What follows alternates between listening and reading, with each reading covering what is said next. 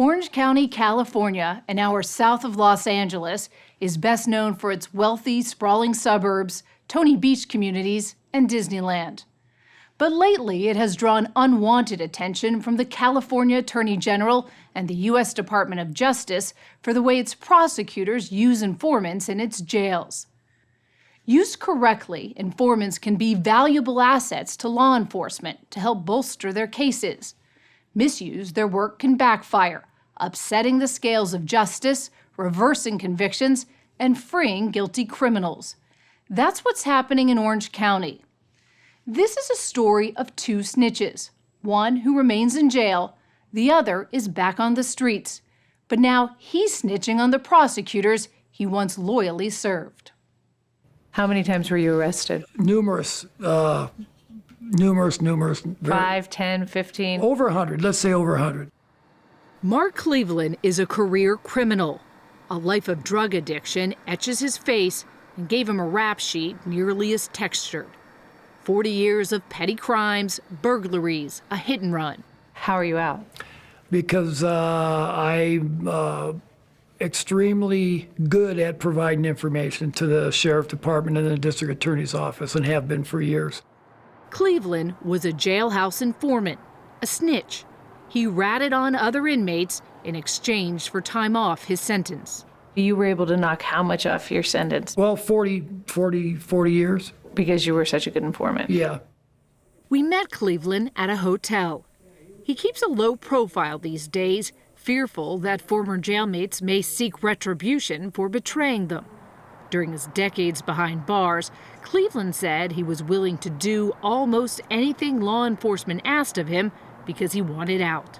The problem is the desperation to get out and the willingness of the district attorney to use us. And the propensity for unreliability is huge. I mean, we want out of jail willing to do anything. And willing to say anything. And say anything, right. Snitches will lie. You know, snitches do lie every opportunity. If they need to, they will. It's about getting out of jail, and what do I have to do to get out of jail? That's the end game for everybody. Sure always has been. Did you, Mark Cleveland, ever lie about information that you got from another inmate? Give wrong information on another inmate. No, I'm sure that a lot of my information was probably maybe tainted. Cleveland explains he was part of a sophisticated secret network of informants, tightly organized and directed by law enforcement inside the Orange County jails. He says it worked like this. Jail deputies would plant snitches like him near high-profile targets. Then, the deputies guided the snitches to fish for information that might help bolster the prosecutor's cases. Cleveland recalls one deputy asked him to target a member of the Mexican Mafia, a notorious gang that rules much of the prison turf in California. He said, we want him on a murder, and if you could give us any information on that, I'll personally walk you out of the jails. He told you he'd walk you out of the jail? Yeah, and I said, well, I'm not in there with him. He said, we'll just move you and we'll put you right there with him. For the most part, the people that you were informing on, was it a coincidence that you heard what they said, or were you placed there? I was placed there. It's something that they do. He indicated it was something they do regularly. What Cleveland is describing is unconstitutional. The integrity of the justice system is based on everybody following the rules. If an inmate just happens to hear and pass on incriminating information to prosecutors, that's okay. But inmates cannot be planted and directed to gather information from someone who's already been charged with a crime.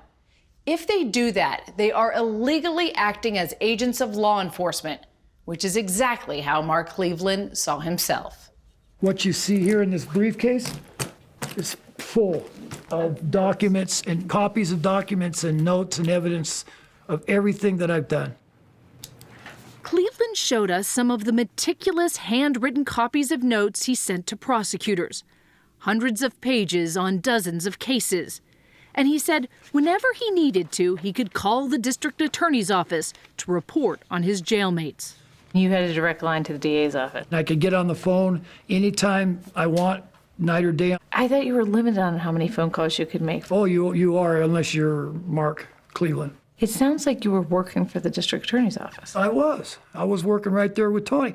I would call him up, and he loved it. Every time I'd call him, this is great. Really, really appreciate it.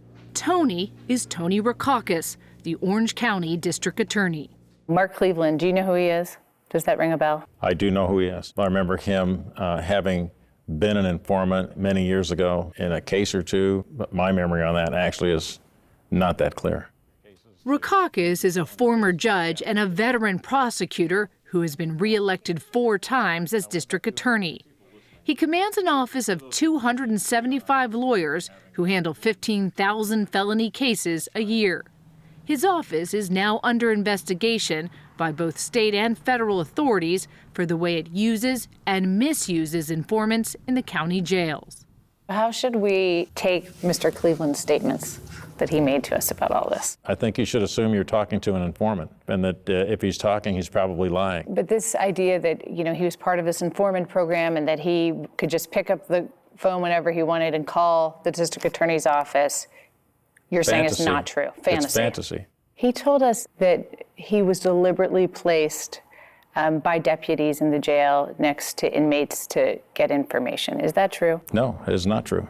They deny. They basically say, we don't have an informant program. There's no organized informant program. This is just conspiracy theory on the part of the defense. Assistant Public Defender Scott Sanders first uncovered the existence of a secret jailhouse informant program in Orange County. His suspicions peaked back in 2011 after one of the worst days in county history. California Highway Patrol. Hey, we've had some shootings over here in Seal Beach. On a sparkling October afternoon, 41-year-old Scott Evans DeCry walked into a beauty salon and shot to death his ex-wife and 7 others.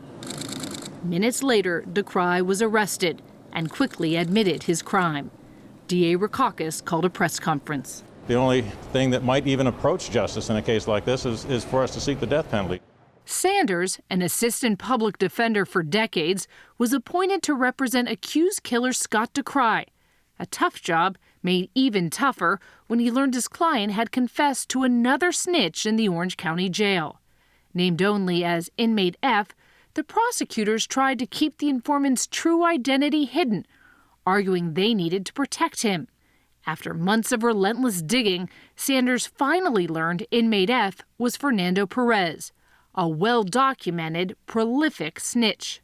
The representations they made was that Fernando Perez was just a good citizen who was looking for nothing in return, didn't want anything, and was just basically doing this out of the goodness of his heart. And you found out he was a Mexican mafia gang leader and had 3 strikes against him and was desperate to reduce time off of his He had sentence. already been convicted. He was looking at a 25 to life sentence. So he had all the incentive in the world to do every last thing he could do to gain favor with the prosecution. Something Sanders had seen before. Another one of his clients, also accused of murder, also facing the death penalty, also just happened to confess to Fernando Perez. I was stunned. I mean, it was one of those moments where you kind of just look up and go, what's going on here? And that's really kind of the starting point. That realization was kind of what propelled us forward. In voluminous court documents, Sanders, a zealous opponent of the death penalty, accused the district attorney's office and sheriff's department of illegally planting Perez in the cell next to DeCry, then trying to cover it up. They hid Perez's long resume as an informant. Was Fernando Perez deliberately placed next to DeCry in a jail cell? Fernando Perez was not deliberately placed next to DeCry in the Orange County Jail. DeCry was put there on a nurse's order, and Fernando Perez had already been there. It seems from the outside like a hell of a coincidence that this guy who's a well-known and valuable informant is placed next to this high-profile target. But you're saying it was just that. It was just a coincidence. It was just a coincidence.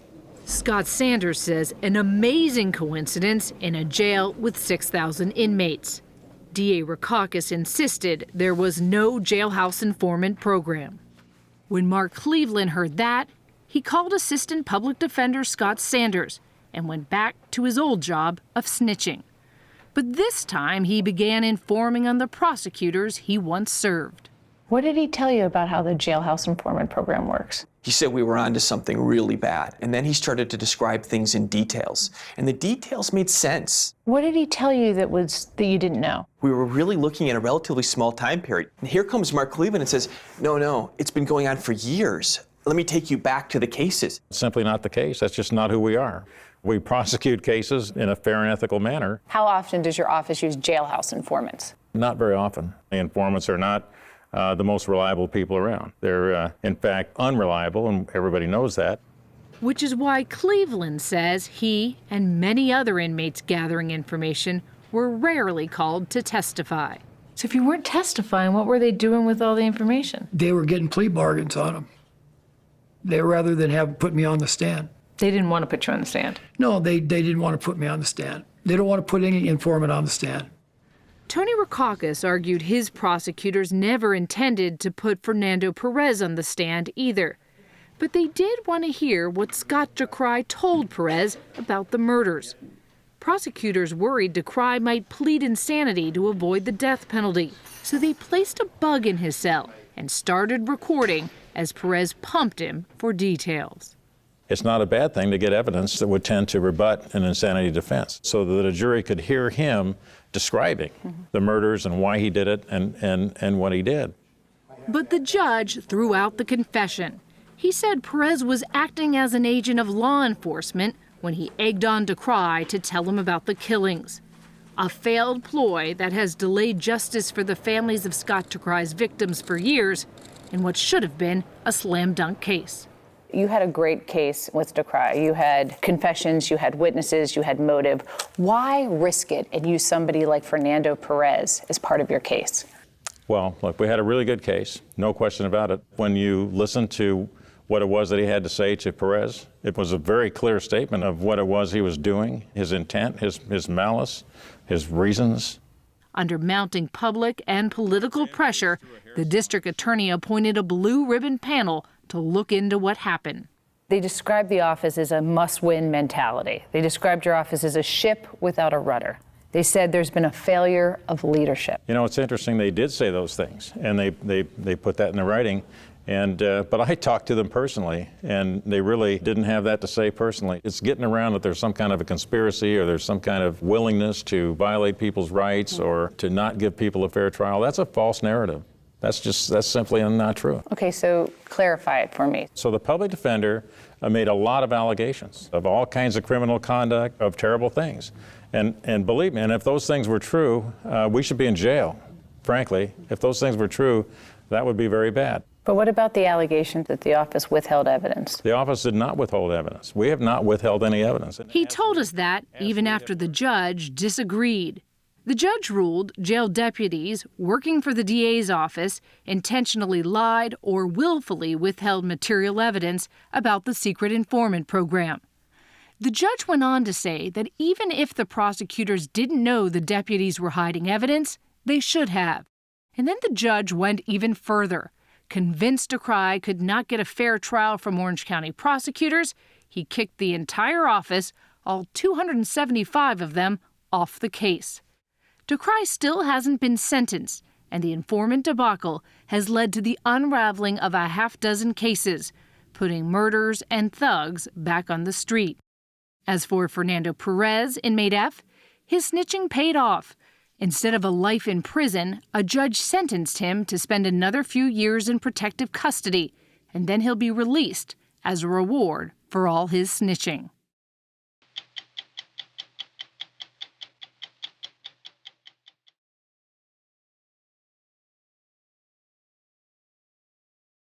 When many of us hear the term confidential informants, or as law enforcement calls them, CIs, we think of mobsters wearing a wire to ensnare their bosses and get themselves a better deal. But there's another kind of confidential informant out there that doesn't quite fit the Hollywood image, and in reality may be far more common. Young people, many of them college students, caught selling small amounts of marijuana who are recruited by law enforcement to wear a wire and make undercover drug buys in exchange for having their charges reduced or dropped altogether. It's a practice, we discovered, that's going on across the country, largely under the radar. and in some cases with tragic consequences. How's it going today? All right. It's your birthday today. Yeah. Probably not what you want to be doing on your birthday, huh? What you're looking at is police footage of the making of a confidential informant. Narcotics officer Jason Weber is recruiting a college student who'd been caught making 2 small marijuana sales to become a CI. All right, well, you expressed interest that you probably want to help yourself out. Yeah. We're always trying to go up the chain. And so what we want to go is have them buy from their supplier or suppliers. Weber is the chief of a 4-county drug task force in eastern North Dakota and western Minnesota. How important do you think confidential informants are to your task? Yeah, confidential informants are really important to law enforcement across the country. They make our jobs easier just because they are already the ones that are out there that know who the drug dealers are and rely on them. Most of the kids that you're recruiting caught for marijuana sales? The big majority, yeah. Weber's jurisdiction includes the campus of the North Dakota State College of Science with some 3,000 students. Marijuana is now legal in 4 states and the District of Columbia, but not in North Dakota, where selling even a small amount on a campus is a Class A felony with a maximum sentence of 20 years in prison, a fine of $20,000, or both. 2 felonies. This young man, Andrew Sadek, was caught on tape by another confidential informant making 2 sales for a total of $80. Weber has called Sadek in before charging him to present a choice: agree to work as a CI, wear a wire, and make undercover drug buys from 3 people twice each, or be charged with 2 Class A felonies. Potentially, the max is 40 years in prison, $40,000 fine. You understand that? Yeah. Okay. Obviously, you're probably not going to get 40 years, but is it a good possibility that you're going to get some prison time? If you don't help yourself out, yeah, there is. Okay. That's probably not a way to start off your young adult life and your career, right? Sadek took the deal. Weber told us most students do. Part of the agreement he signed: keep the whole thing strictly to himself. You can't tell anybody you're working for me, for obvious reasons. An award-winning student of electrical technology, Andrew Sadek did as he was told. Never told any of his close friends about being an informant, never called a lawyer, and didn't breathe a word to his parents, Tammy and John Sadek. The Sadeks are a ranching family, still struggling with the death of their older son in a train accident years earlier, leaving Andrew an only child. If Andrew had told you that he was thinking of becoming a confidential informant, what do you think your reaction would have been? Oh, we'd have gotten him a lawyer and told him no. We've never heard of such a thing, using college students for snitches or whatever you want to call them, stool pigeons, or I don't know, what do you call them, There's no parent that I know of who would allow their child or want their child to serve as a confidential informant. To set up a drug deal. Yeah, I mean, it's too dangerous. No, I wouldn't want my child to do it. Lance Block is an attorney in Tallahassee, Florida, who opposes using young people caught for relatively minor offenses as confidential informants. These kids are being recruited to do the most dangerous type of police work. They're going undercover with no background, training, or experience. They haven't been to the police academy. So they are basically doing the same work as a trained undercover cop? Absolutely. Block says he was unaware police were using young people as confidential informants until he was hired 7 years ago by the family of Rachel Hoffman, a recent college graduate who was caught with a large stash of marijuana and a few Valium and ecstasy pills. It was her second marijuana arrest. She was caught by the Tallahassee Police Department and told that if she didn't become a confidential informant, she was looking at 4 years in prison. She signed up, and a few weeks later was sent out to make her first undercover drug buy. It was to be one of the biggest in Tallahassee's recent history: 1,500 ecstasy pills, an ounce and a half of cocaine, and a gun. Had she ever dealt in any of those things? No. A gun? Had she ever fired a gun? No. Rachel was a pothead, and Rachel sold marijuana to her friends out of her home. But Rachel wasn't dealing in ecstasy or cocaine, much less, of course, not weapons. Rachel drove her car alone to meet the dealers in this park with $13,000 cash from the police and a wire in her purse. She was to be monitored by some 20 officers. But then the dealers changed the location of the deal. So Rachel drove away from the police staging area, and that's when things went terribly wrong. The drug dealers have her out on this road. One drug dealer gets into the car with her. And the 20 cops who were nearby? They lost her. Hoffman is 5'7", 135 pounds. Hoffman was seen Wednesday night at about 7 o'clock near Forest Meadows Park. They shot her 5 times when they found the wire in her purse and dumped her body in a ditch 50 miles away. Rachel Hoffman's tragic death turned Block into an advocate. He sued the city of Tallahassee and won a $2.8 million settlement for Rachel's parents. And he has argued for more openness and greater protection for confidential informants ever since. Do you have any sense of how many confidential informants there are? Law enforcement is loaded with statistics, but you cannot find out any information about the number of confidential informants that are being used across this country, much less the number of people who are being killed or injured. No one's keeping statistics. No one. It's a shadowy underworld is what it is. We want to make more cases. We want to make better cases that can get prosecuted. Informants can do that. Brian Salee is a longtime undercover narcotics officer who believes a shadowy underworld is exactly what working with CI should be. Shadowy to protect informants' identities, and underworld because that's where cops like him want informants to take them. Who knows the most about the dope trade? Is it us working narcotics? No. Who is it? The sellers, the dopers. Salee says he's worked with hundreds of informants and now trains police officers around the country on how best to use them. If you had not been able personally to use confidential informants, would you have been as effective? Nowhere near as effective. You really feel you need Oh, this? I know I would not.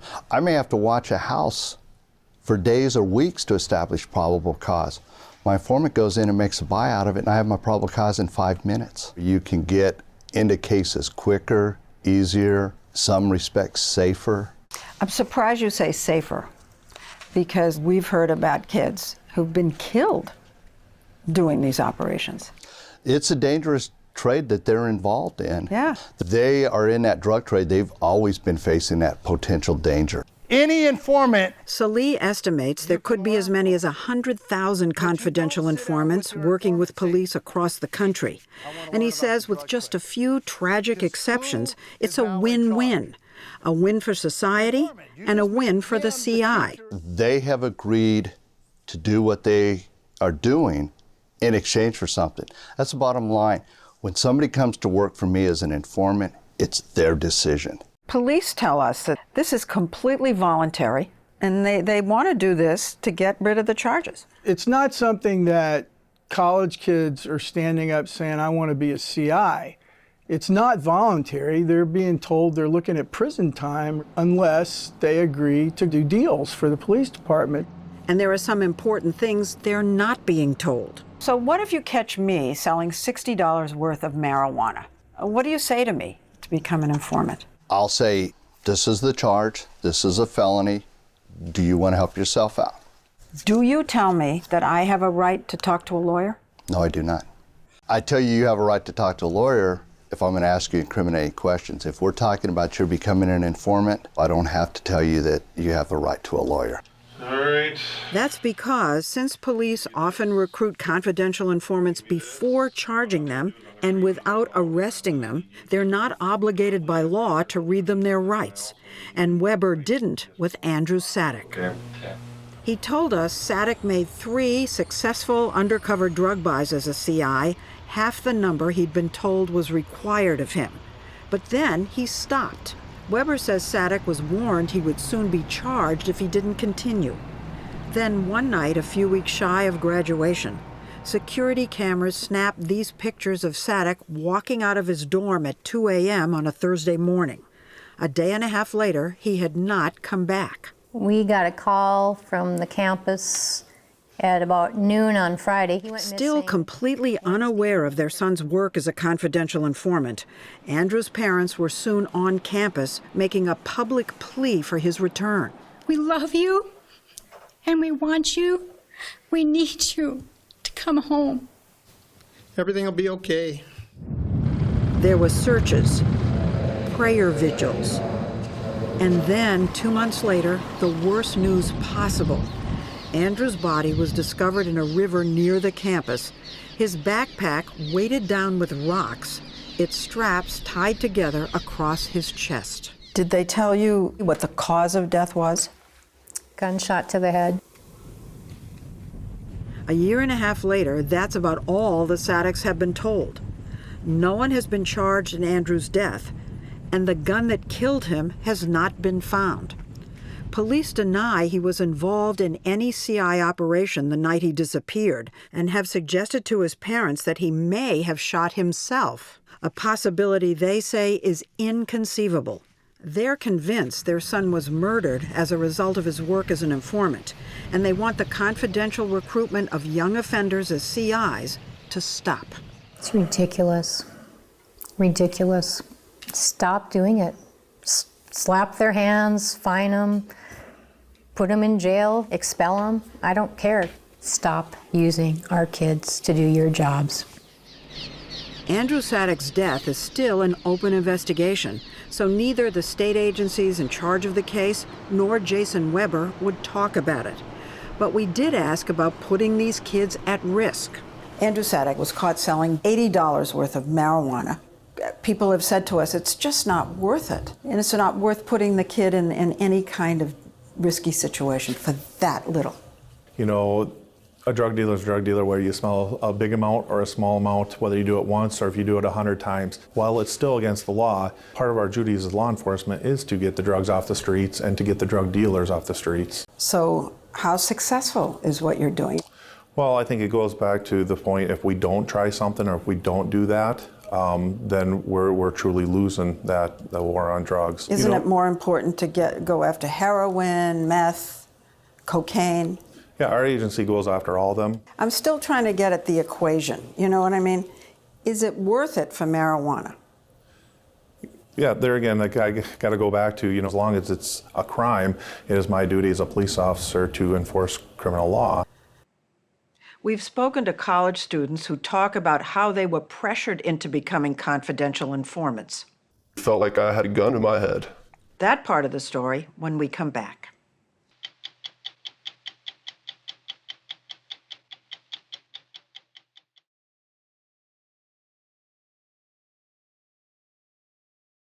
We wanted to know what the law is across the country about the use of young people as confidential informants. And we were surprised to discover that in all but a handful of states, there is no law.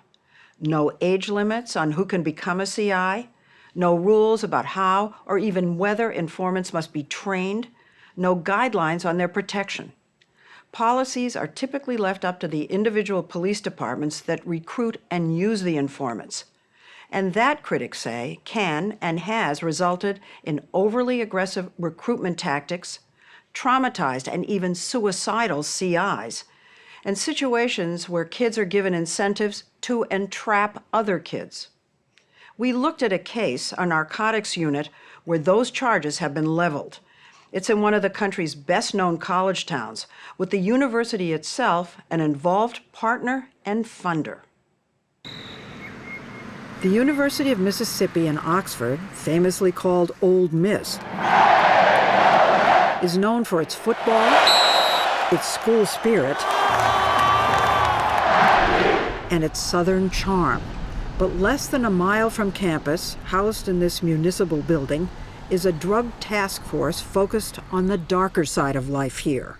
It's called Metro Narcotics, and one of its confidential informants was an Ole Miss student we'll call Greg, who agreed to speak with us in disguise. I was finishing up with school one day. His life as a CI began one day coming home from class. I was met halfway there by men in bulletproof vests, guns, and badges around their necks. My initial reaction was just keep going. This is no way involved with me. And then until they held up a piece of paper with my name on it saying I sold LSD, and I thought, what on earth? I had nothing to do with this. Greg, who had no criminal record, insists his only encounter with LSD was when a friend asked to leave some at his apartment. Then he says another acquaintance stopped by, wearing a wire it turns out, and picked the LSD up. I was just on the couch watching TV, and he was like, oh, thanks. And I just said, I have nothing to do with this, don't thank me. But at the Metro office, Greg says 2 agents threatened him with more than 20 years in prison and a felony on his record for life unless he agreed to become an informant and make drug buys wearing a wire from 10 people who he had to find himself. It felt like I had a gun to my head. Have you told them yet that you had nothing to do with this? They almost convince you that you're guilty. I was just so scared. I was just putty in their hands. Did you think about the idea that you'd become a snitch? I mean, I knew what I was signing and I hated it, absolutely. It just made me sick, but what made me more sick was the thought of spending 20 years in prison. Did you know 10 people you could buy drugs from when you signed that paper? Absolutely not. But you don't care at the time. When you sign it, it's like, sure, please don't ruin my life. 10 buys. Sounds like a lot. It's virtually impossible. Ken Coughlin is a defense attorney in Oxford who has represented many Ole Miss students who became confidential informants. He says that because there are no standardized rules, cops can ask for any number of buys, like Metro's 10, which he says is so high, it creates a perverse incentive for kids to entice other kids to break the law.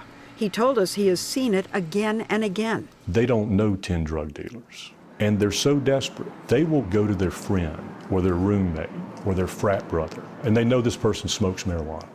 And they'll say, I'm out of weed. Can I get $10 worth of weed from you? Your personal stuff. That's entrapment. And that's not allowed under the law. Entrapment because that frat brother with his own marijuana was only guilty of possession, a misdemeanor under Mississippi law. But if he says yes and sells a little to his buddy, he's now become a dealer, a felon facing possible prison time. And at that point, we're not catching criminals, we're creating criminals. Did you ever get the feeling that you were asking someone else to commit a crime that they wouldn't otherwise have committed? Yes. I just knew somebody who would provide me with an amount who wasn't selling, but I just knew that they would because we knew each other. And you did that? Yes. So when you say they're creating felons, this is what you mean. I don't think the cops say, go out and talk somebody into doing it that wouldn't otherwise do it. It's just what the kids do. And look, there are some hard drugs around, but the vast, vast majority of cases are sale of 2 grams of marijuana. 3 grams of marijuana. But those small sales can add up to big numbers of arrests. And numbers, says Tallahassee attorney Lance Block, help drug task forces get grants. They want to drive up their arrest numbers. And it doesn't matter whether they're going after a college kid with a couple of joints in his pocket or whether they're going after a drug kingpin. And the more arrests, the more money? The arrest numbers, the higher they go, the better the funding. I mean, law enforcement is addicted to the drug war money as the crack addict is on the street to his drugs. It's a strong charge. We put it to undercover narcotics agent and instructor Brian Salee. What they say is that police are in this to lift their arrest statistics to justify the grants and money that they're getting. I'm in it to do what is best for my community. And if having higher stats gets me more money and allows me to do more cases to then impact the drug trade in my community, then that's also of a benefit. Metro Narcotics got nearly $55,000 in federal grants last year. But most of their budget comes from the city police, the county sheriff's department, and Ole Miss, $100,000 each. The head of Metro Narcotics for the last 5 years has been Keith Davis, seen here on an Ole Miss student newscast defending his unit's work with students as informants. These are adults. These are 18, 19, 20-year-olds. Yes, I get it. They have young minds, whatever. But they're out here creating felonies and hurting our communities. We requested our own interview with Davis or any representative of Metro Narcotics, but they declined. One thing we wanted to ask Davis about were charges that he and other agents in the unit were abusive to the CIs. They call you, and in these calls, they're very aggressive and threatening and saying, well, we're going to come pick you up and you're going to go to prison. To the point where I was just terrified whenever my phone rang. We heard similar claims from another Ole Miss student who became a confidential informant after Metro Narcotics accused him of selling marijuana. They say your life is over if you, as you know it, if you tell anybody, if you don't help us. Did they specifically say you can't call your parents? They said if you call your parents, we'll take you to jail. Once he agreed, he says one of the first things the agent asked him was whether he could buy meth or heroin. He told him he couldn't. The first 8 months or so, he called every single day at around the same time. He called you every day for 8 months? Every day. We had heard repeated accusations about the aggressive tone of the Metro agents, and then got to listen for ourselves when we obtained a tape recording of Keith Davis and another Metro agent yelling at a CI recruit they heard had made a threat to find out where they lived. The first voice is that of Agent Tommy Knight. I don't give a where you at. Yes, sir. I'll turn this in and I'll come beat the out you. Yes, sir. Get that in your head. Whoa. The tape was made surreptitiously by the CI recruit who brought it to Ken Coughlin. We listened with him as Keith Davis made his own threat if the kid ever went to his house. Come here, it'll be the last place you ever go in your life. Yes, sir. You feel me? 100%. It took all I had and I come see you last night. Yes, sir. To hunt you down. But I'm trying to calm him down. Keith Davis is the chief of this narcotics unit, and he is making a death threat. You know, I'm just going to let the tape speak for itself. Coughlin sent the tape and a letter to the chancellor and attorney of Ole Miss more than 2 years ago, thinking that as a funder of Metro Narcotics, they should know how the unit was treating its students. He got no reply, and we could find no evidence that changes were made to the program at that time. You know, go to the store. Greg told us that as he continued making undercover buys, he became anxious and paranoid. And I would have to conceal that I was shaking because, first of all, I completely detested what I was doing. I didn't want to get anybody in trouble. Did you feel ashamed? Absolutely. Because of turning in other kids? Yes. But Keith Davis told the Ole Miss campus reporter that these kids don't deserve that much sympathy. Let's be clear here. These people are not these innocent little college kids, plain and simple. The ones that are selling dope are not innocent people. They're selling poison. That may be true for many confidential informants, but it turns out not Greg. After a year and a half, and he says making 6 of the 10 required buys, Greg was charged and arrested anyway. That's when his parents found out and hired Coughlin, who researched the original evidence against Greg and came to the conclusion that the friend who brought the LSD to Greg's house in the first place had been a CI. So a CI brought the drugs and a CI bought the drugs. That's the way I understood it to be. Coughlin says after he brought the situation to the attention of the district attorney, the charges against Greg were dismissed. All the charges were just thrown out. Completely. And it's really important that the public have an understanding of what's going on because it's perverted justice. I've been told that a lot of these kids are not really looking at jail time. In the vast majority of cases, these kids would be diverted into a drug court program. They'd be on probation for 6 months to a year. And at the end, if they've done everything successfully, then the cases are dismissed. Lance Block has been advocating for laws to regulate the recruitment and use of confidential informants across the country. But he says law enforcement lobbies have opposed the reforms. They want to keep the CI system as it is. Law enforcement people have told us we see it as a win-win. The kids get a reduced or charges completely expunged, and we get to arrest drug dealers. but they're kids that are being killed, and they're arresting small-time possessors. That's a lose-lose. We asked Old Miss for an on-camera interview while we were reporting our story. Our request was declined. We did get a letter months later saying, quote, "Thank you for your part in encouraging a deeper look at the Metro Narcotics Unit and telling us that because of increased attention from 60 Minutes and the news organization BuzzFeed, changes were being made, including more direct oversight of the program, an audit of the program by a third-party organization, policies to ensure suspects fully understand they have a choice in whether to become a confidential informant, and a change in leadership." At the end of September, Keith Davis resigned as head of the unit. He now works for the Sheriff's Department.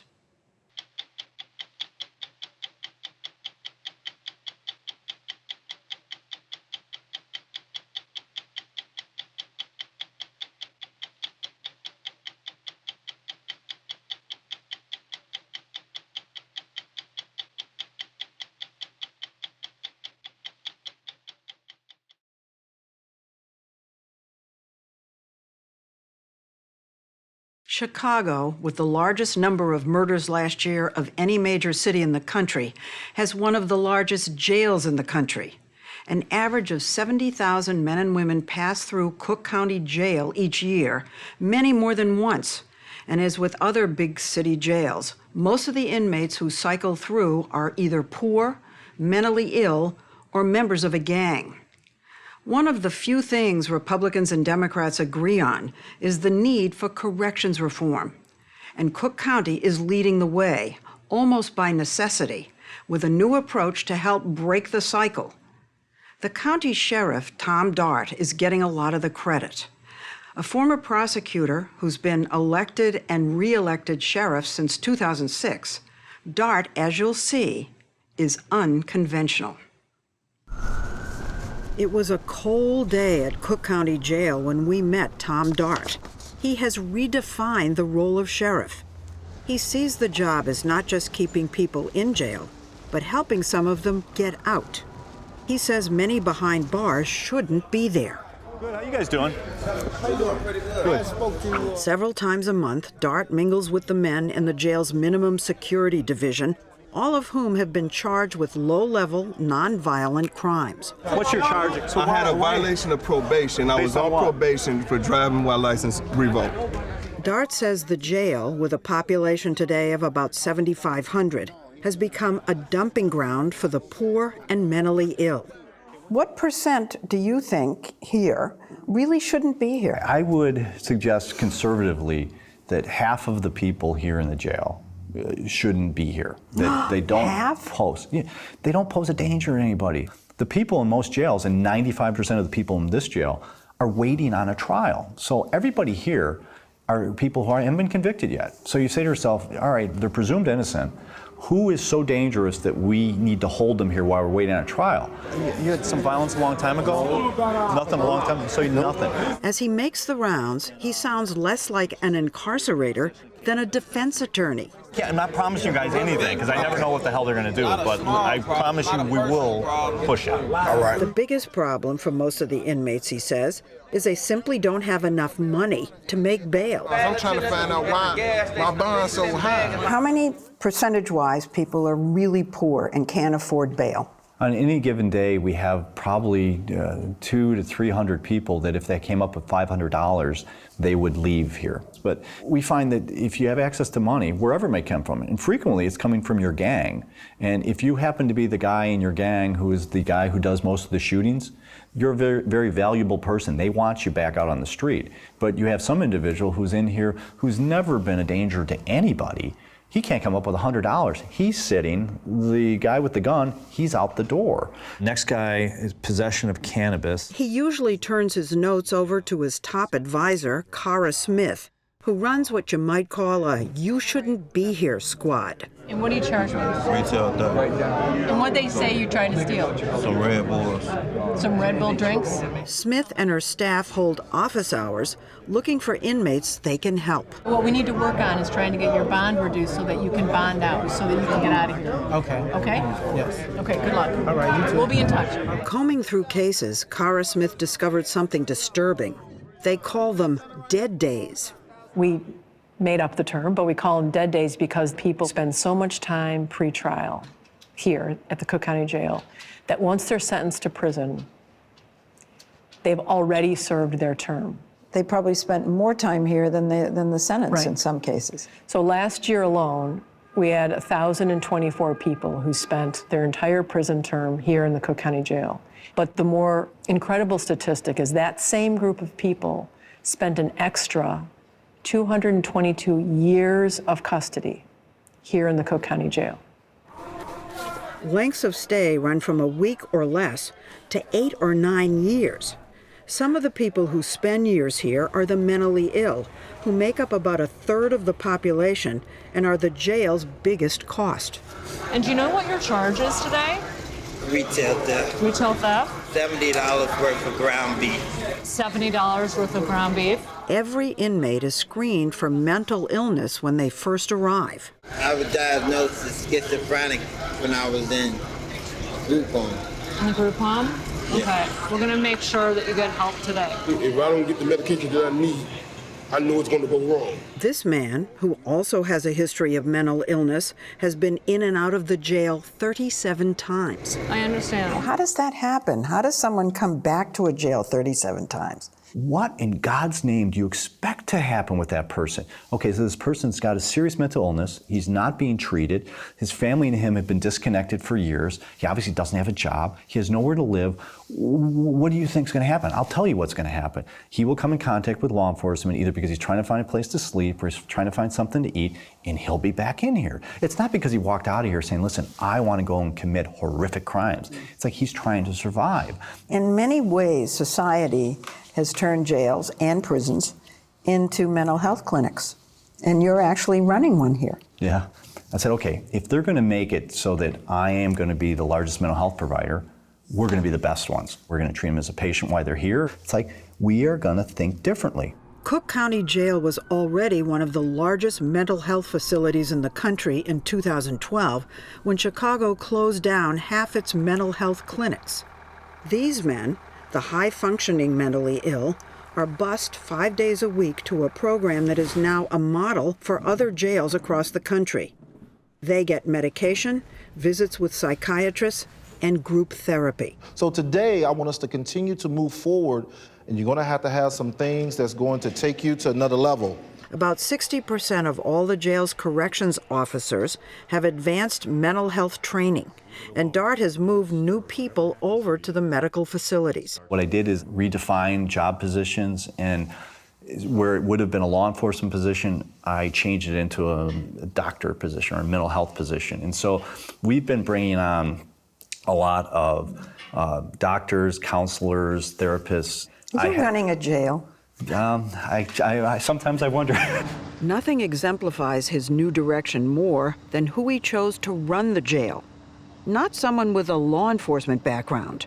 He named a psychologist to be the warden, 39-year-old Dr. Nika Jones Tapia. I'm gonna go cell to cell. Who should I talk to? She started as an intern at Cook County Jail almost 10 years ago and worked her way up.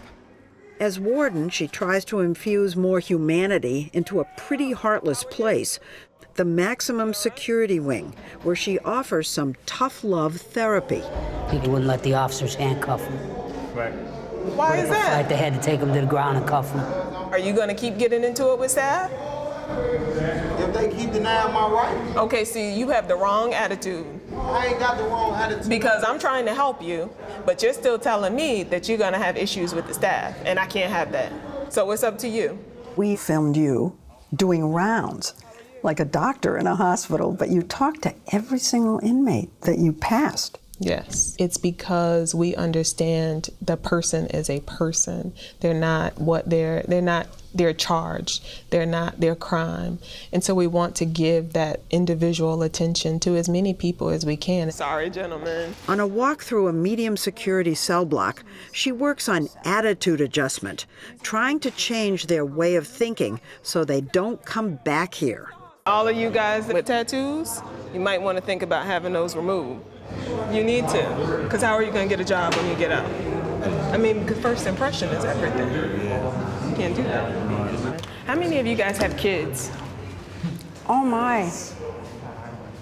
So it's not just you that's impacted by you being here, but your families, your children. To reach out to their families, she's listed her phone number on the jail's website. Dart and his methods have come under intense criticism. He's too soft on the inmates, say some of the corrections officers. Their antagonism grew into outright hostility last year when Dart, intending to be transparent about life behind the walls, released videos to the public showing guards brutally beating up inmates.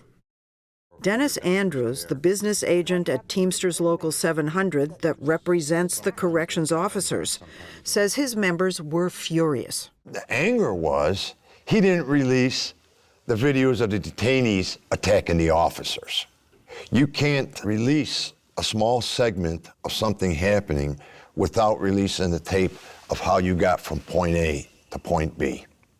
Does the public have a right to see those men beating the prisoners? If we aren't releasing that information, then it furthers the public's feeling that law enforcement is covering things up and that we are hiding things. And we don't have anything to hide. We have good people here is the majority, but we have some people that don't, and we can't shy from that because it's what poisons the well with the public. After the criticism, Sheriff Dart did release videos of inmates attacking staff.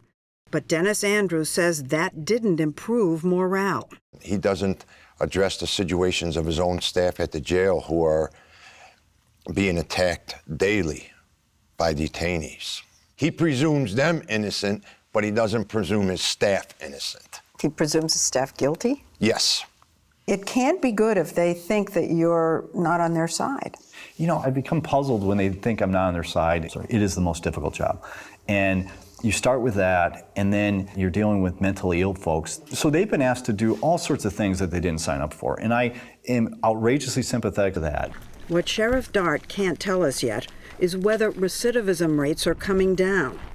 On any given day, he says he releases roughly 200 people to the streets, but he accepts another 200, some still the old familiar faces. To improve the chances they won't return again, he's introduced activities like chess lessons. People said, your chess program, how does that work? I said, you know what? One of the major issues we have with the people here is they don't think about consequences. They just think the very first move. They're playing checkers. Chess makes you think 4, 5, 6 moves out. I can't tell you how many guys in the chess program have told me they never thought like that in their life, that their way of thinking has changed. There's more than chess. Dart has enlisted volunteers to offer all kinds of classes you rarely see in a jail. And you can always move in closer if you want. A photographer teaches inmates how to find new ways to look at the world and themselves. Musicians provide therapy through rhythm and sound. Voila. Are we gonna put a little rosemary? Italian chef Bruno Abate gives cooking lessons. I'm not here just to make food. I'm here to change the way you think it, so don't come back in this place anymore. We say, we touched the bottom, now we can only go up, right? What about your corrections officers? Do they look at you and say, wait a minute, this is all upside down here? Yeah, I mean, there's definitely employees here that are puzzled by me. Sheriff Goofy is out giving pizza to all the inmates now because he loves it. Sheriff Goofy? Yes, absolutely, absolutely. I wear it proudly. People are going to say, you're on the wrong side of the street. That's been suggested. Yeah. But you'll never find anybody that is more strident in going after the bad, the evil, the ones that hurt people. I used to prosecute them.